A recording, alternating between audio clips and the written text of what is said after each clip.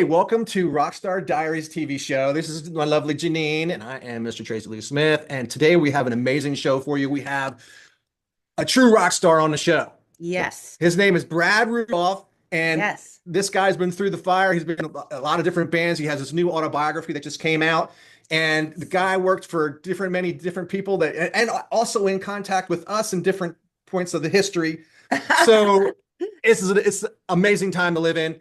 And here we go. Let's welcome in Brad Rudolph.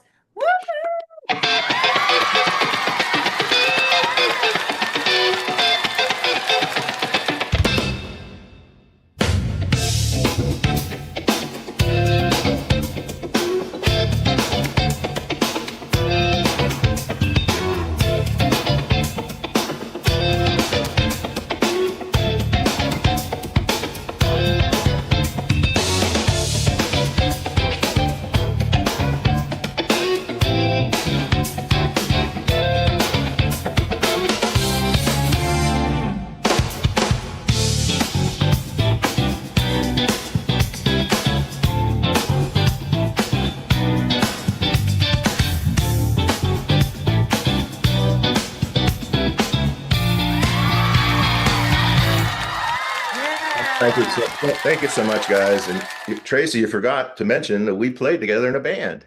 Oh, yes. Yes, we did. Most important thing. Fire and Blues and the Gangsters. Now, I love that name. This is kind of crazy because here we were, like rock stars back then, playing in a show band, playing the Blues Brothers type of music with like different shows. It was kind of crazy, but I'll tell you what, this guy right here had to learn 40 songs in a week. We were out on the road, and he did it. Came in and played bass extraordinaire. We were just like mind blown that he could actually do that, and had like 20-minute practice with us, I think it was, before the gig. And ended up playing the whole night. We were like, oh my gosh, this sounds great. Where was this guy the whole time? You know, it was amazing. We only had a couple months with you, but we went down to Wildwood and the Shore after that, which kind of like fell apart. So we could have used you down there. It definitely would have been writing songs with you if you were down there with me. Definitely. I'm trying to remember. This is the 70s? No, it's about 83. Okay. Yeah. Yeah, and I had not, like you mentioned, rehearsed at all. So I remember being on stage with you. Now, Byron was about 350 pounds, I would say. And he came out, we were doing Get Your Motor On and Head on the Highway. Born to be Wild. Born to be Wild. He was on a tricycle with, riding out like that. I could barely make it through the song. I was laughing so hard.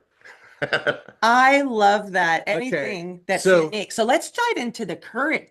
What are you doing now? Autobiography. That's fantastic. We'll venture into the past, but I want to know now, 2026. Okay. Well, last summer we sold our house, and then that's where the original studio was, Falling Waters.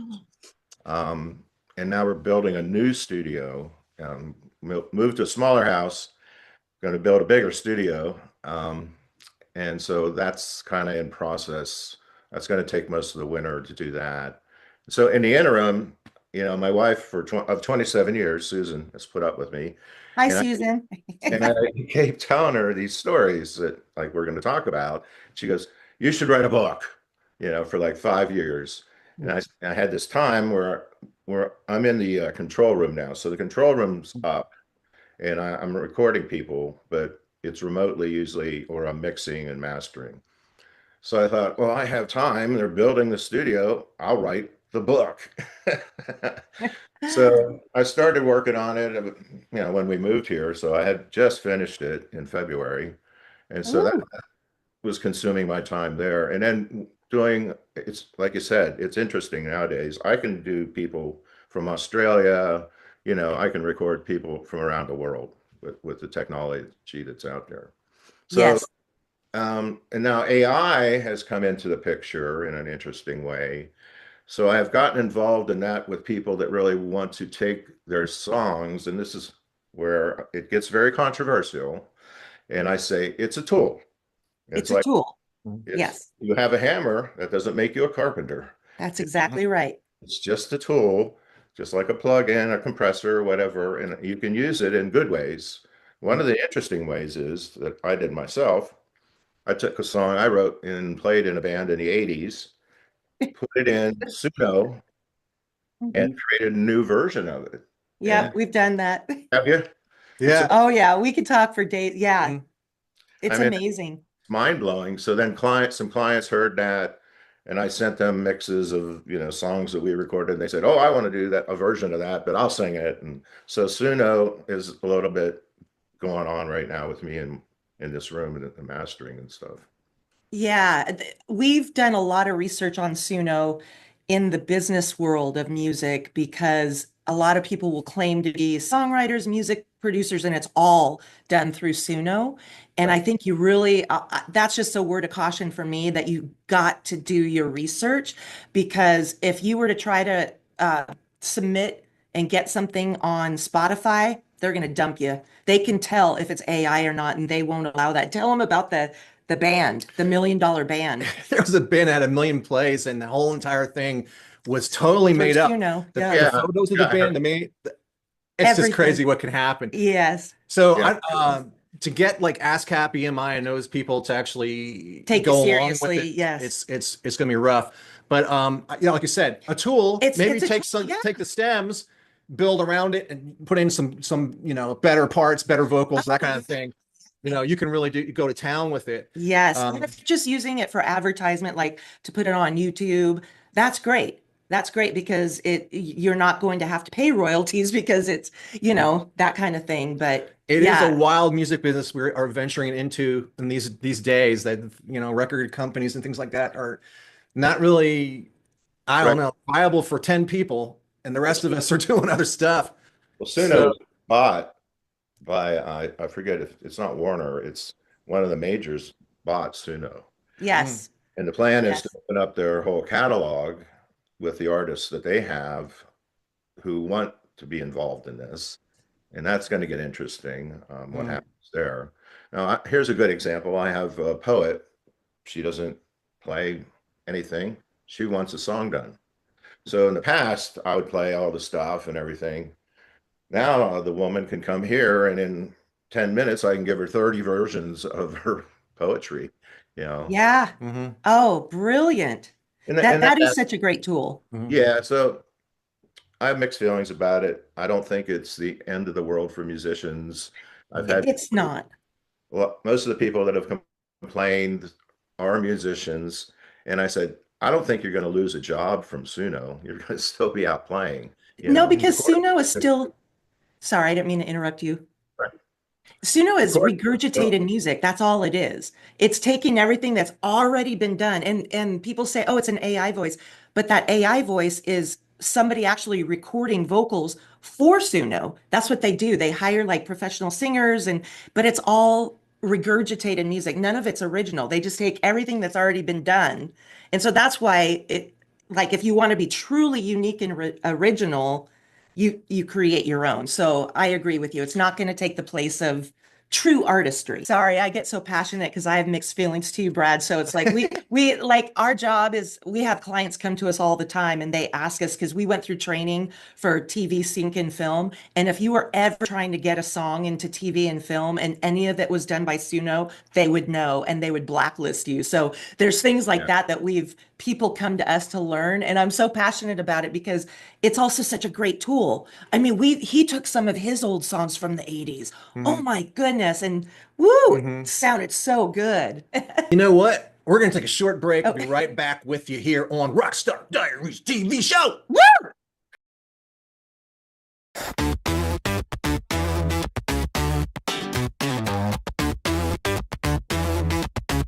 Welcome to the Rockstar Diaries Virtual Summit, May 2nd at 5 p.m. Central Time.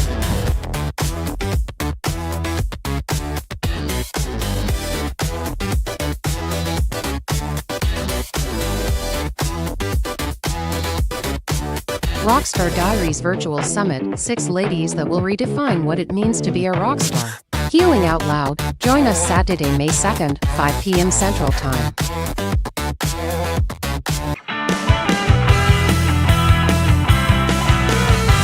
Welcome back to Rockstar Diaries, Healing Out Loud. We are here with the amazing Brad Rudolph. Hey, you know what, Brad? I've known you all these years as a bass player, and you are phenomenal, like one of the best I've ever played in a band with or project with. So, but I've seen you're doing all kind of stuff now. You're doing guitar, you're doing keyboards. So, how do you rate now as a bass player compared to keyboard player, guitar player in your mind? What do you think? So I actually started on piano when I was Woo! 7 years old. And after the first year of lessons, the piano teacher said, "We would like you to do a recital." And I went home and said, "I quit."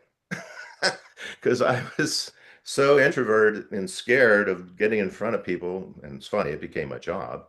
And so I switched over to the guitar. I was playing guitar then. To answer your question, live, I would always lean to bass, um, unless it's an original project for playing. In the studio here, um, I think I'm as good on guitar as I am on bass in the studio. So I've been playing, for 20 years on guitar, and then in the last 15, I was doing a lot of sessions where people wanted me to play all the parts, so to come up with the leads and et cetera, et cetera. So keyboards is different. I can, make my way through changes and things like that and come up with cool parts, but that would be the least that I'm talented on, I would think. But yeah, definitely bass on stage. Nice. So I was looking Nice. through. I know you want to ask a bunch of questions. I go, well, give me one more. So He's speeding. I seen the book, like all the different bands and stuff that you've been in, and I saw one with Sensei, Yeah. and John Hassler was the lead singer, and Oh, yeah. I was actually in a band with John Hassler at one point too. So it's like Small. we have like interconnections even beyond, Byron Blues and the Gangsters is pretty wild. He's incredible. He was incredible. He was Mhm. Journey and Styx and Zeppelin. He could do everything. Hitting Yeah. it was great. Yeah, so Sensei was one. They were a cool band. We were doing Kansas and some really, Boston, some really stuff for rock. Yeah. Mm-hmm. So nowadays, not in a particular band per se, I sub out a lot. So people call me, and actually a similar thing just happened where I got 5 dates coming out that I'm going on the road. They sent me 22 covers and 27 originals, and I have practice next Thursday. Wow. So It's like a photographic memory. No, I use OnSong it's an app on my iPad. Yeah, I don't know how I remembered all that stuff in the past, especially lyrics. I definitely don't remember how I did that.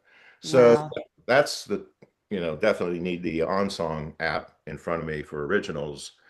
The covers, most of them I've heard before, so your brain kicks in. Oh yeah, but originals, that's a different planet. So the charting of them are all written out, and so that's coming up next week.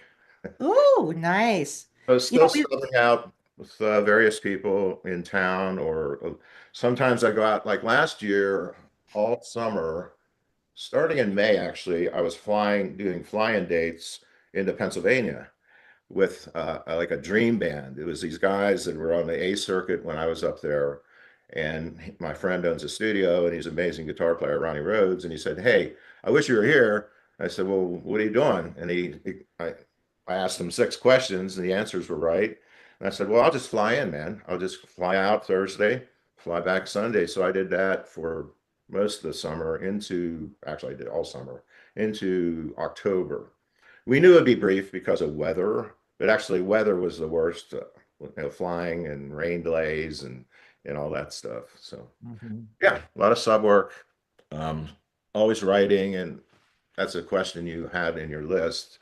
I don't have a particular vein that I write in. It's, I think, cinematically, if you've seen any of those videos that I did, it's just, what do I want to write in? I have to force myself to stay in a lane a lot of times. So one time I was like, I want to write just a funk album. So that I put the parameters around all that, so that I just did a funk record. It came out a couple years ago. That one was up for an award. There's a thing in Nashville called the Josie Awards. Have you heard of it? Yes. So I got Album of the year and producer of the year from those guys. That was like 3 or 4 years ago. This used to be my stage. Now it's my home. 20 years ago, I was selling out venues, living a dream. These days, I'm living out of my back seat, but the music never left me. Some nights I still play, just for the stars. Rock and roll doesn't die, it just gets quiet. I microwave my coffee, time slipped away. Saw dinosaurs dancing, they wanted to stay. I spilled spot remover, my dog disappeared. Now I'm chasing shadows, the world's so weird. I'm a walking contradiction, a cosmic twist. Reality's a joke and I'm the punchline in the mist. Gonna get a tattoo of myself, oh yeah, 2 inches taller, standing right there, double me, double trouble, living like a star, just as you are, living like a star, living like a star, yeah, still sleeping in the car. I built a time machine out of paper and glue. It worked for a second, say I spilled and collect. Someone sent me a postcard picture of the earth on the back. It said, wish you were here. I didn't know which year was near. I wear my heart on my sleeve, it keeps falling for everything I believe. I wear my liver on my pant leg, it knows every bar I fled. The sign said 8 items or less, so I changed my name to Les. I wrote a song, but I can't read music, so I don't know what it is. Every once in a while I'll be listening to the radio and I say, I think I might have written it. Tattoo me taller, stretch my skin like dreams. Reality's unraveling at the seams. Gonna get a tattoo of myself, oh yeah, 2 inches taller, standing right there, double me, double trouble, living like a star, just as you are, living like a star, still sleeping in the car, still sleeping in the car.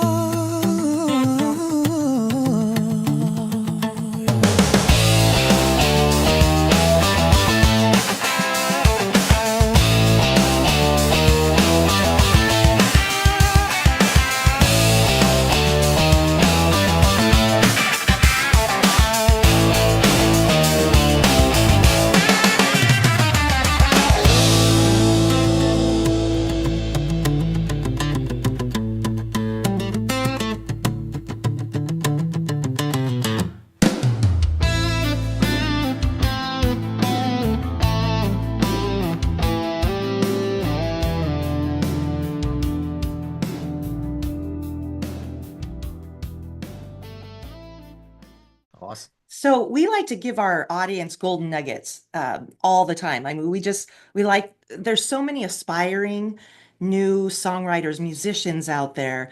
What words of wisdom, because it is such a different world right now. We went through the fire, like you said, decades of learning and growing and honing in on our craft. And I know that it's actually sooner is a good thing for lyricists, because as far as you asked me, lyrics are not a song until you put music to them. Otherwise, it's just poetry. So there's a lot of folks that are poet writers that now can create music, but then there's still the old school ones that want to do it all. What words of wisdom in this new day and age would you give those young folks?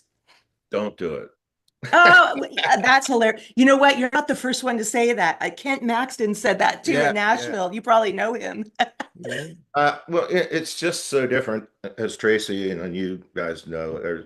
The club scene is evaporated in many places. it's just they're paying the same money as when we were playing out, and the competition is really tough. When I moved here, everybody said, "Oh, you're just going to be recording banjos and da da da."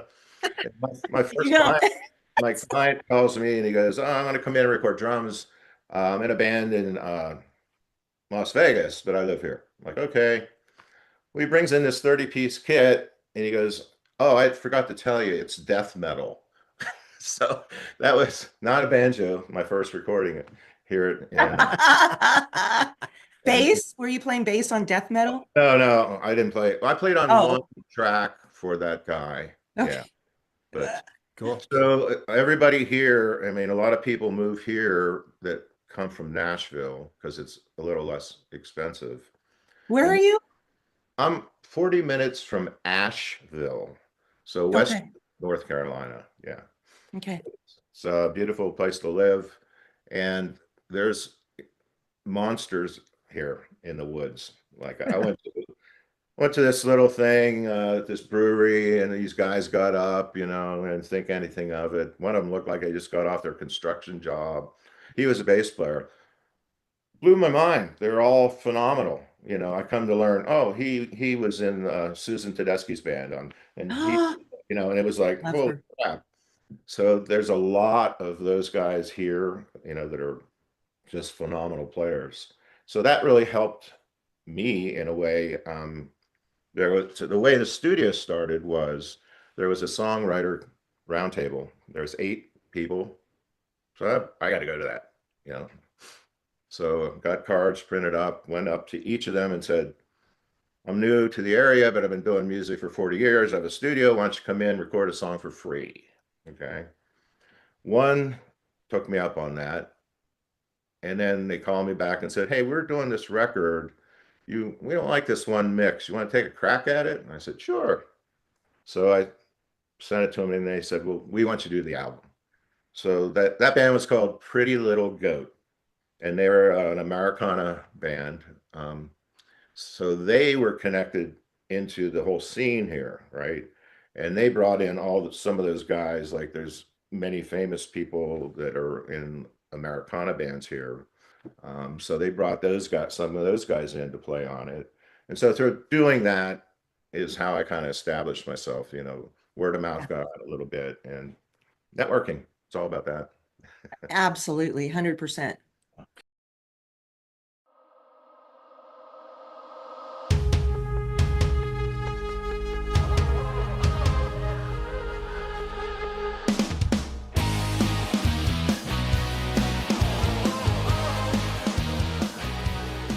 Last week I was invited to an EP listening party by neo-soul pop artist Abs, who's based in London. Now this is at the Metronome Cafe in Morden. It's both a cafe and a recording studio in one.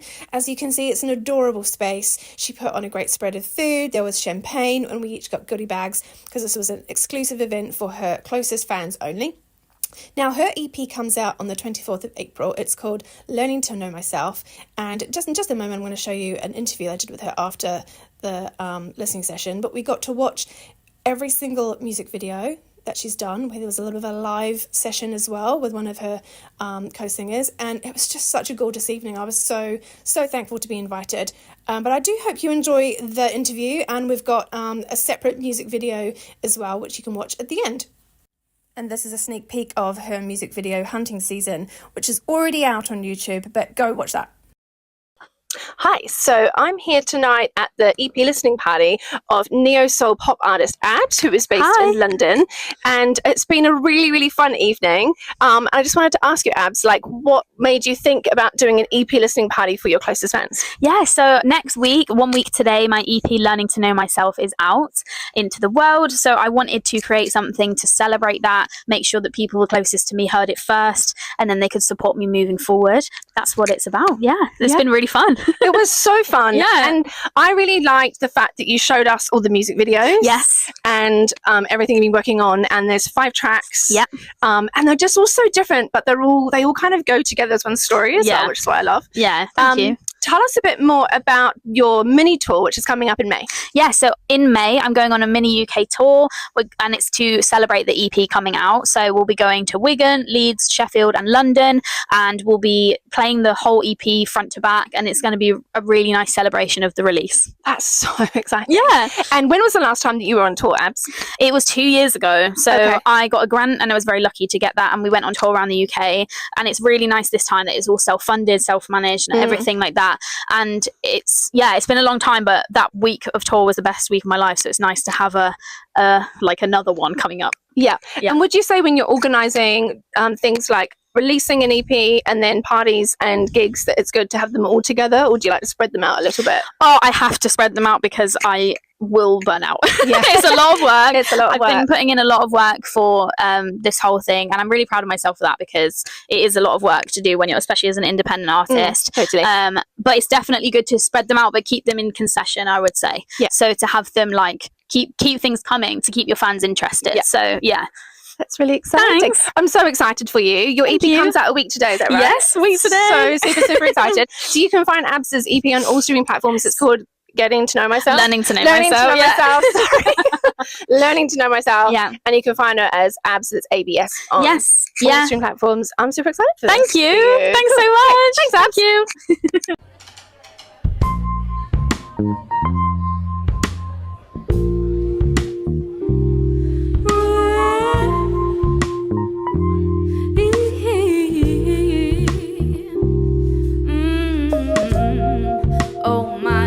What a day.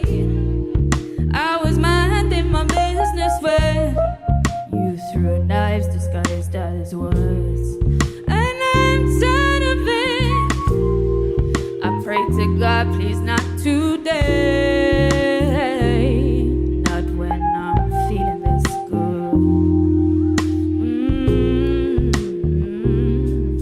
I'm gonna dip now before my top blows. You speak before you think, and it shows, it shows. I'm gonna all my days, all my days, all my, don't make my colors turn gray. Hey, you're making me suffocate. Hey, I'm wondering about your mind and where it goes. A couple hundred times left you exposed to make the colors turn gray.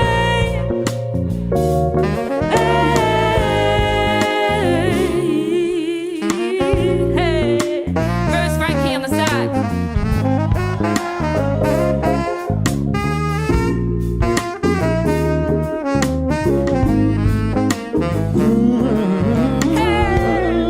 What did I even say? I was just sitting here and sipping on my Chardonnay. Surprise, surprise, you're telling lies and making it out like I'm not a nice guy. Don't you think I have to go. It's dramatic Go get my to coat. spend your good and hard time and energy on something small that I said when I didn't mean it, and it wasn't that big. Whoa, gonna dip now before my top blows. You speak before you think, and it shows, it shows. My place is down the road. All my days, all my days, all my, don't make my colors turn gray. Hey, you're making me suffocate. You're making me.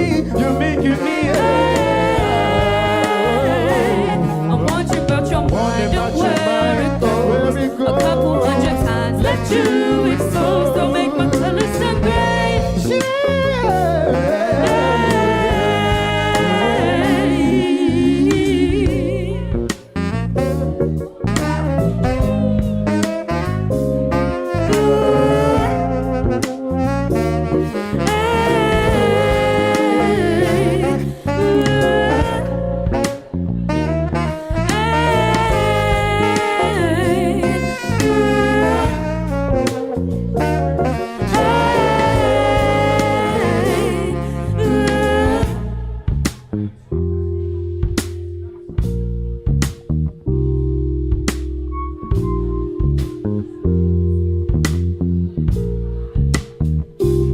Give it up for Gaurav, please.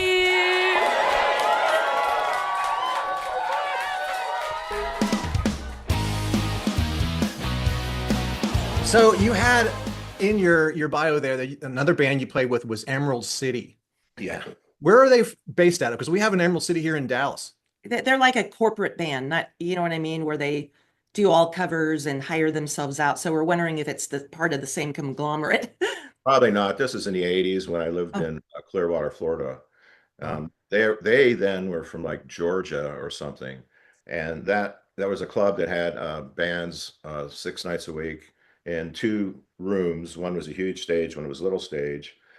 Wednesday through Saturday band, I got a gig with, and I had a full-time thing then. And then the bands that came in from out of town on break would come over, and check us out. And that's how I kind of worked my way into some of the better bands now.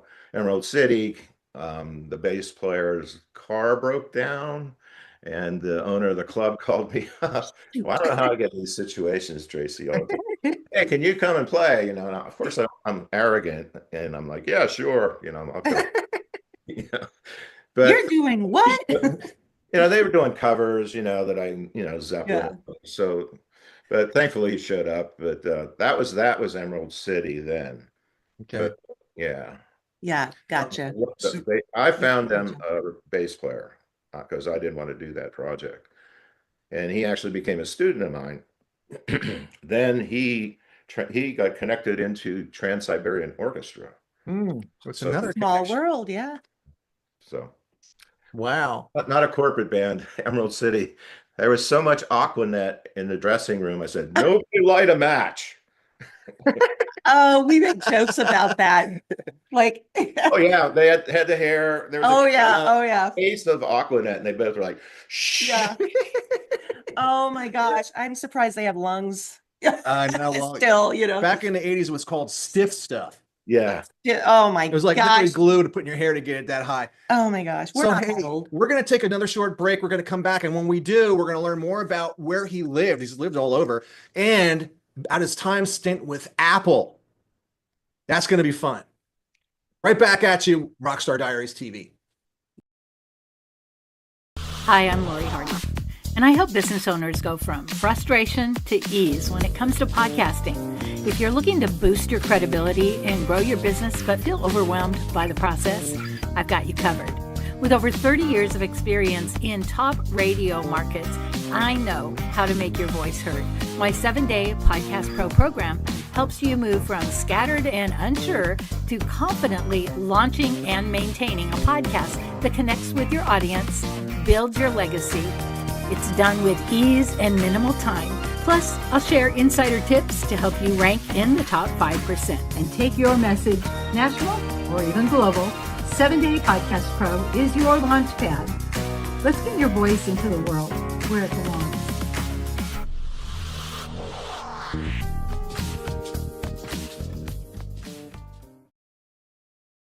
Hey, you are watching Rockstar Diaries TV with the amazing Brad Rudolph, and we told you we were going to ask him some questions about where he lived and all that, and it's obvious this guy knows how to network. He's been networking with a whole bunch of people and getting himself out there, and he knows a lot of people, been on stages with a lot of really cool artists. Yeah.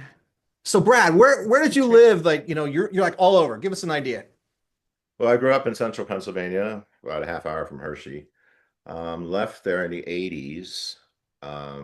And I eventually went on the road with all these show bands, because that was a way you could play and earn a living. They're playing 6 nights a week, 6 sets a night, clothing changes, dance moves, so you get good, playing that way. And so I did that for like 3 years. On some reason, I was always in Canada in the winter. I don't know why. So, oh my goodness. When I came back off of the last stint, I decided to, stop doing that. And then I got a chance to play with Bo Diddley. So then I was in Bo Diddley's band, which was amazing. He was incredible. He used to be a professional boxer and giant hands. And so we'd warm up, do the couple songs, and he'd come out and he had in his hand the pay, what he was getting paid, in this giant wad of cash, and he'd put that down on his amplifier, and away we go. And he never played in the same key. I had no sets. and he tuned in open E and he used a capo, so I couldn't look at the neck or know what the heck key You we're in. s- And so I was like, man, I gotta be on it. And so through that project, did that for a while, and then there was a backup singer, Deanie, and we both decided to go to California. She knew somebody there, and so we went out to California and ended up in Santa Cruz area, which is about 45 miles south of, you know, the big city. Excuse me. And we wanted to do a duo, but I wanted it to be like, if you closed your eyes, it sounded like a band. So for the first 2 months, we went around to all the clubs and saw all the duos, and guys would have 100 cassettes and be like, yeah, I got that one, and they'd load it or start the drum machine. Oh, it's gotta be faster. And so I'd be in pain and be like, oh, God. So How would you everything, do that on stage? everything we Figure it. saw, I was like, no, we're not doing any of this. So we didn't want to touch any of the gear, any of the technology. So we got connected to a German company that let us do that. And so we're playing all over the place. And eventually we had a manager, an agent, and we one time got an offer to play at Apple at some private party. This guy was retiring. So we're in the main atrium in Cupertino. And there's a video online of Deanie and I. That's us playing at Apple. And then shortly after that, we had been together for 7 years, and we were doing this constantly. And we just burned each other out. So we decided to move on. A year later, I was working at Apple as an engineer because I had a video company. So I was doing videos for a lot of corporations that we got connected to out there. And so it's really pretty strange, playing here and then eventually working for Apple, which was amazing. I remember being in a meeting with Steve Jobs at a board meeting, and somebody said, he goes, "We're never doing a phone. Don't even ask that." So a lot of craziness at Apple, and I'm glad I got to do that. And that led me to Silicon Valley, where if you stay at a company more than 2 years and you're not jumping to the new thing, there's something wrong with you. So that's how they perceived it. So I got a chance to work for Adobe and go to other video companies and work for them, and stayed out there in the tech scene out there for 10 years doing that stuff. Brilliant. So Smart. So I noticed that you had one a post. This is pretty funny about the elevator scenes that Steve Jobs used to do. We heard a story from Jimmy, a friend of ours, Jimmy, who lives in Nashville, who worked at Apple as well. You might know who he is. I'm not saying his last name because he doesn't like his last name being broadcasted. His name is Jimmy, and he was like in charge of the sound doing for laptops and From the stuff very like that from beginning. the beginning. And he went to China, everywhere. So anyway, his house, man, I'm telling you what, everywhere in his house is a musical instrument. I mean, timbales, 3 Hammond organs, like all over his collected them. a whole entire upstairs, like attic room with guitars lined up in year.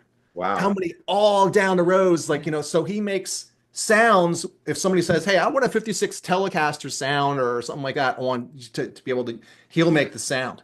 Ah, okay. So his sound library, it's amazing. He kept going. That's what he kept saying to us. Yeah, whatever you see, take it home with you. And we're like this close to ready to try to take it up on that, Can't But get he that had an elevator story. He had an elevator story, and he said that he witnessed a guy, got on the first floor, and Steve Jobs says, "Oh, you work for me. What do you do?" And the guy was stammering from the first floor to the fourth floor, and by the fifth floor, he was fired. Right. So that's what happened. He just came back. Steve just came back, and he was chopping heads.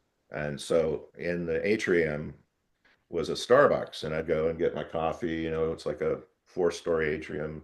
I turned one morning, and there he is, the man himself, coming in the front door, and I'm like, heart's beating 160 beats a minute, and the elevators are right there, and I see him look at me, and I'm walking, and I'm like, and thankfully there was stairs. So I made a quick left and took the stairs that day, because I was not going to get asked that, because you don't know what mood he's in. you could be gone. Yeah. Yeah. It's like I was talking to some gal the other day that I'd worked with him for 10 years, and I won't share the personal story, but it's like he went from being okay to not okay. Did you witness that? And meaning like mentally his behavior and how he treated people. It's just bizarre to me. I thankfully had very few encounters with him. Yeah, in the division I was in, you get sequestered away. The security was phenomenal. Like your key card will only give you certain access to certain floors, certain rooms. And I was only in a couple meetings that he was in, but they were big meetings. So thankfully, I really didn't see that kind of transformation happen. Oh, But let's break again just for a moment because we have so many more things we want to talk about.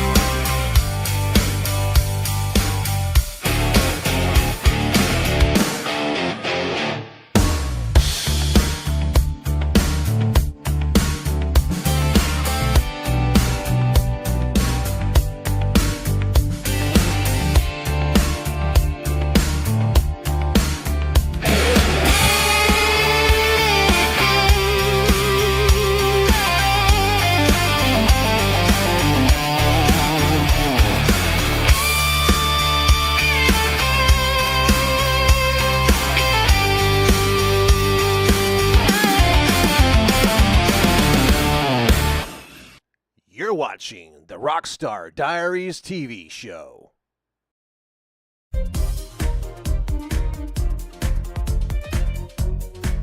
Cedar Ridge Acres. So, why? Because you smell good.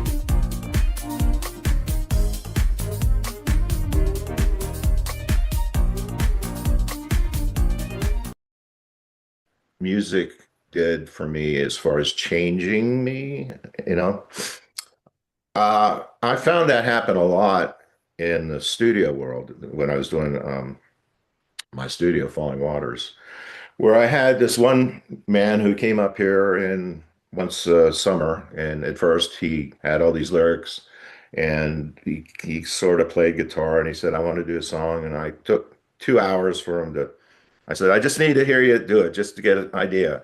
So then me and another guy, we did a whole song. Right. Next year he comes back, he's a little better, and he kept writing it, you know, and eventually he played, you know, also on it. And then so he brought his wife when we did this one song called Higher Mountain. I'm going to try not to tear up here. So he came back, and usually I let people, I sit them in front of the console and they hear it through the good monitors. And I came up to those guys when the song was over and they're crying. So basically they had then taken that song, and his father just passed away, and they played it at his service. So it's like, yeah. So those were the things. I did a couple Christian rock albums. I mean, the people interaction was the inspiration for me. You know, I stopped being delusional many years ago about being a rock star, you know, and all that. And just I give away a lot of time to charities, as far as there's a lot of young schools here from young musicians, Appalachian music mostly. I've done a few free album recordings for those guys. I actually volunteer twice a week at a nonprofit in town that takes iPads, iPhones, and gives them to people. We refurbish them and gives them to underprivileged people that can't afford it. So basically giving back to people as far as my time, and just the experience of seeing their reactions was phenomenally rewarding. You know, that was the change that happened for me from music. I love hearing that. It's part of my signature talk. I talk about music being a universal language and that it rewires your neural pathways. For me, I told my mom at a very early age I wanted to be a rock star, even though I didn't know what that meant. But I just knew how music touched me. Like when I didn't know what was going on up here, but I was feeling something here, music saved me on so many different levels. And so it's like I knew I wanted to be a part of that. But that's why we called our show Rockstar Diaries, because it's not necessarily what the world calls a rock star. It's people like you who are making that rock star ripple effect in the world through the nonprofits, through your servitude, through just loving and caring on humans. And that is what we honor here on this show, are those kind of rock stars. Right. And that's part of our mission for Hearts in Sync, to have that Hearts in Sync around the world. And we've said this before, but sometimes it needs to be said again. You know, when two people are in love, their hearts beat the same. And it's science. And even choirs, when they sing in sync, their hearts beat the same. So it's like music and just love is combined. And we want to get that Hearts in Sync all around the world. Yes, I love that you did a Christian album. We want to do a whole worship album. We have like a couple songs that really wouldn't fit on our other albums. But if you want to collaborate on anything, we'd love that. Collaboration is the best. I'd be honored to help in any way. Yeah. So that was really very rewarding and that was what was hard to shut the studio down. It's like, all those memories. I had the studio for 8 years and I had 115 clients. So I went through and we'd often do videos and all that stuff. And so I made a few videos about that. Things that are amazing. I've been working with people like singers. A singer, Alex Dew, who's in London. He sang on 4 or so of my albums. I can sing, but not like that. And so I think that those kind of connections are amazing that you can do that now. People are reaching out to me to do another Christian rock album, and I'm really into that stuff. I have a lot of friends that travel around to the mega churches and do that. Yeah. You know what time it is? It's time for the hard question. Dun, dun, dun, dun, dun. He just makes these up on the fly too. So I have to warn you. I know this is out of your history too. You did sound for a video game on a PlayStation, Sony PlayStation, and you bet out Thomas Dolby, Blinded by Science, for the spot. So now here's the dilemma. Okay, you have this dinner business appointment with someone who's really going to do excellent things for you business-wise, whether it's the studio music or whatever. And at that table is both either Steve Jobs or Thomas Dolby. Who would you rather have dinner with you, and what do you have for dinner? Well, that's an obvious question. Well, Steve's no longer with us. So yeah, right. If he was. Yeah. I obviously, Thomas Dolby, and I'm a seafood guy, so lobster, Oh, I love that. I'm a seafood person. He's not. So how did you win out in that? What's that? How did you win out and get the secret sauce? Yeah. So this is how I did it. So they're used in Electronic Musician magazine. In the back were all these ads. These guys are getting jobs playing music for these companies, for these games, when they started hiring real musicians. I was walking on the beach, look, how are they getting those jobs? So I approached each one of them and said, and I acted a little nefariously like I was a game company. And I said, I got a new game coming out. Can you send me your promo package? So we got all those promo packages in, about 15, and we analyzed each one of them, what was good, what wasn't good, to create ours. This is when Deanie and I had What in the World. We were actually many different businesses.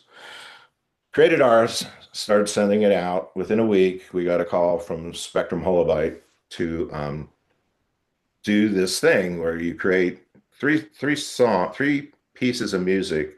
They have to be 6 seconds, no longer than 6 seconds, and they have to loop perfectly. Okay. And so did that. And then we went up and met with them. When I heard about Thomas Dolby, I'm like, why are they going to pick us? But they wanted real musicians, not that he's not, but he plays mostly keyboards, right? And we played guitar, Deanie played wind controller, et cetera, et cetera. So yeah, we got that gig that way. And then that led to a few more with Sony. And then I actually when we were doing a trade show down in Los Angeles at E3. It's a big gaming trade show, and we were working it. I was walking around. Sony had this amazing 3-block exhibit, and I was standing in front of this computer, and it was our music. And this guy came up to me and went, "Pretty cool, huh?" It was a PlayStation. I went, "Yeah, I wrote it." Oh my gosh, I love that. That's awesome. That is so cool. And those were gold nuggets to leave for people out there. We did the same thing with our Story to Stage accelerator program. We tried out. We saw what other people were doing, the good, the bad, the ugly, promo packages, all of that, just to see what was out there and how we could do better. It's like success leaves clues. Tony Robbins says that. And there's a lot that's already been done that we can take from that. Why reinvent the wheel? I love that you did that and took what worked and then made it your own. And that was extremely hard. We worked on that for 3 months. Yeah. Because they wanted to there was 7 missions, and there was 6, I'll try to make this fast, 6 states, takeoff, danger, blah, blah, blah. Each state, they wanted 6 pieces of music, compositions. And so for one mission, you might have 150 pieces of 3 or 4 or 5, 6 second songs. Yeah. And that, I sat at the keyboard for a week. I'm like, I can't get my brain around that. How do you write like that? Then you got to think about the keys. Oh, we're going from battle to this. What key is that and all that? So it's like a musical Rubik's Cube. We eventually finished it, wrapped it up. We had to go back out on the road to do more playing. We were playing a lot of hotels and a lot of casinos, and we took the studio out on the road with us, and eventually finished it, got written up in Electronic Musician magazine for this. And I just checked, like, to date, that game sold 385 copies.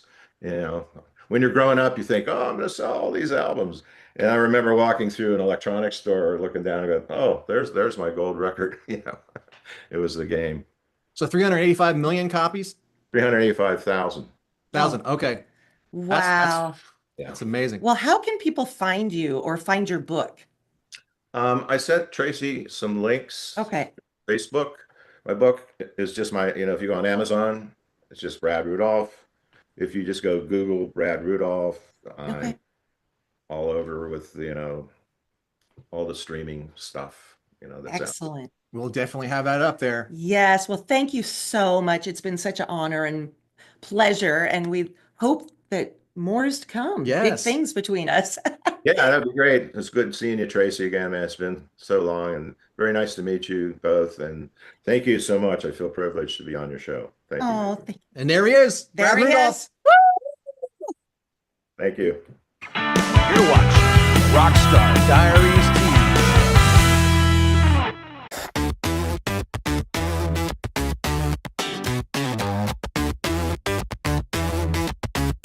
Welcome to the Rockstar Diaries Virtual Summit, May 2nd at 5 p.m. Central Time.